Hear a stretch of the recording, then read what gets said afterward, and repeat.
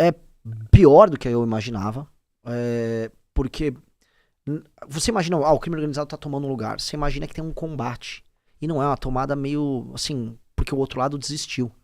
Então, o Comando Vermelho toma cidades inteiras, ora com anuência ou participação do poder político, né, para não parecer que eu tô falando de maneira genérica. Santa Quitéria, no Ceará. Eu fui lá, eu fui com o Arthur, a gente entrou na prefeitura de Santa Quitéria.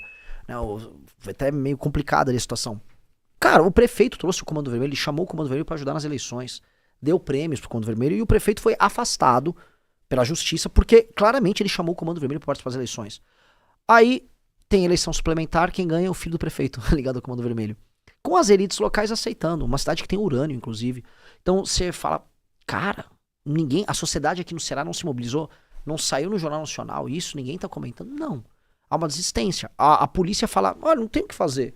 O governador não tem um plano, o secretário de segurança não tem um plano, ninguém tem um plano. Só estamos vendo as cidades serem tomadas e ninguém está fazendo nada sobre isso.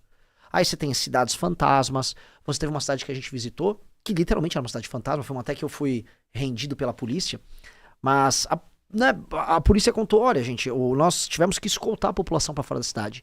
Que humilhação pro poder público quando a população é escoltada pela polícia e não vê a polícia fazer o combate. A polícia falou, cara, a gente mata esses vagabundos, facinho. Mas não, o governador, o prefeito, o juiz, um judiciário ideologizado, vagabundo que tem lá no Ceará. Então a situação é uma situação de derrota por WO. É uma derrota por WO. Porque se o governador quisesse, ele acabava com o crime organizado.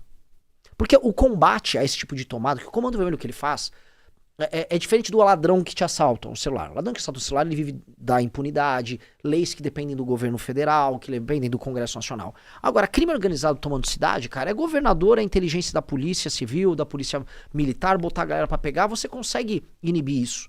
E aí não tem vontade política. Assim, é tanta ausência de vontade política que eu começo a achar que é outro tipo de vontade. Que é a vontade que dê certo, que é a vontade que o Comando Vermelho realmente tome o Estado. Coisas que a gente viu que a gente achou muito estranha. Certos municípios você tinha uma facção inimiga do Comando Vermelho. Aí o Estado combate, tira a facção dali. Aí depois chega o Comando Vermelho. Aí o Estado não faz nada.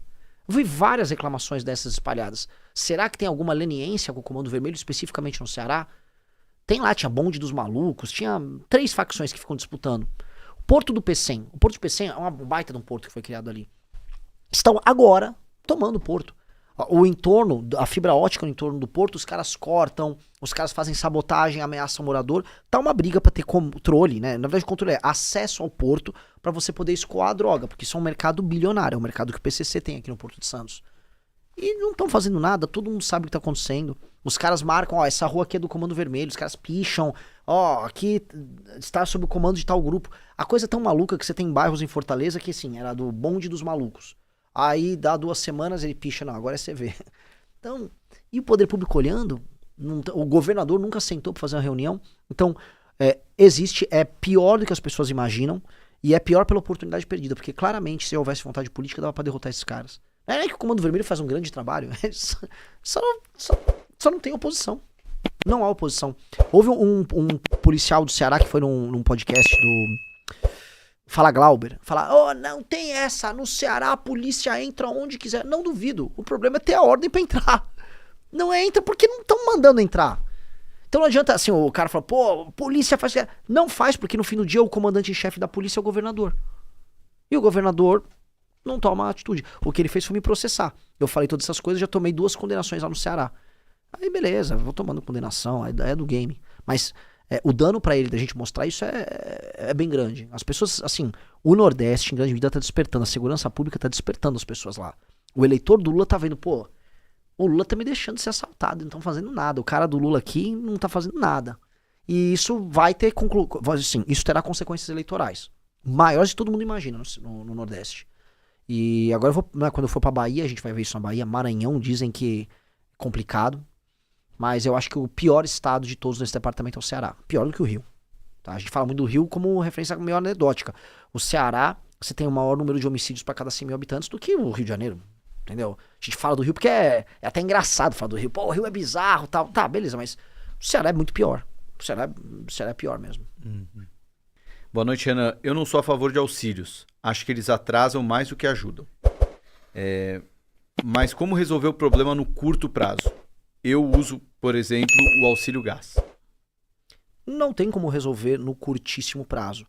você vai ter que fazer uma transição e um desmame em muitos lugares. Você vai ter que cortar aquilo que é absurdo e aquilo que é fraude. Isso é bem claro.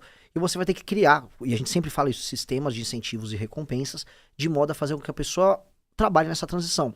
Se eu levar as pessoas que são críticas às políticas sociais para um município que eu visitei no interior do Rio Grande do Norte, que basicamente não tem atividade econômica, a gente vai se deparar com o seguinte problema. Bom, aquelas pessoas não são vagabundas. Não há atividade econômica aqui. Teve um município que eu passei, que você fica 1 hora no município e não passa um caminhão. Teve estrada que você anda, não passa um caminhão. O que significa não tem caminhão? Ninguém está consumindo nada, não tem produção de nada. Não há atividade ali. Aquelas pessoas, se elas não receberem um auxílio, elas vão sair dali e vão para uma periferia de uma grande cidade e viver numa favela. É isso que vai acontecer. É isso que essa pessoa quer. Se a gente joga o problema claro, o problema está posto na mesa. Os auxílios como o Bolsa Família desaceleraram um processo de favelização que teve. Em alguma medida isso tem impacto até não só na qualidade de vida das pessoas nas cidades, mas inclusive na violência, na segurança pública. Porque você pega pessoas, tira elas da cidade delas e elas ficam marginalizadas. Como resolver isso? A meu ver, isso passa por entender que nós precisamos tornar as cidades funcionais e você levar a atividade econômica para elas, para a gente ir fazendo esse desmame. E o tema é um desmame. Agora, para não ficar numa resposta só, vamos dizer, direta nisso, e o futuro, quando a gente vai ter agora inteligência artificial, automações e todo mundo vai falar em uma renda básica universal? Porque talvez isso seja o que vai acontecer no mundo daqui 10 anos, 15 anos. Aí talvez o que a gente tá falando aqui de auxílio, tipo, nem vai ter como fazer, porque, sei lá, eu vou estar vivendo de auxílio, vocês, sei lá, entendeu? O mundo vai ficar muito louco, as coisas vão mudar muito rápido. Renan. Fala, meus queridos, aqui quem fala é o Alan do canal Inevitável Cortes, e no meu segundo mês postando cortes aqui no YouTube de figuras do Partido Missão e do MBL, eu faturei cerca de 25 mil reais ou um pouquinho mais de 4 mil dólares. E se você tem interesse em estar criando seu próprio canal de cortes, eu preparei um treinamento 100% focado, mostrando o passo a passo para você estar conseguindo fazer seus cortes de figuras do Partido Missão e do MBL. Para acessar o treinamento é só clicar no primeiro link da descrição ou ler o QR Code que tá aparecendo aqui no meio da tela agora. E se você gostou desse vídeo, não se esqueça de deixar o like e se inscrever no canal. Te vejo no próximo vídeo.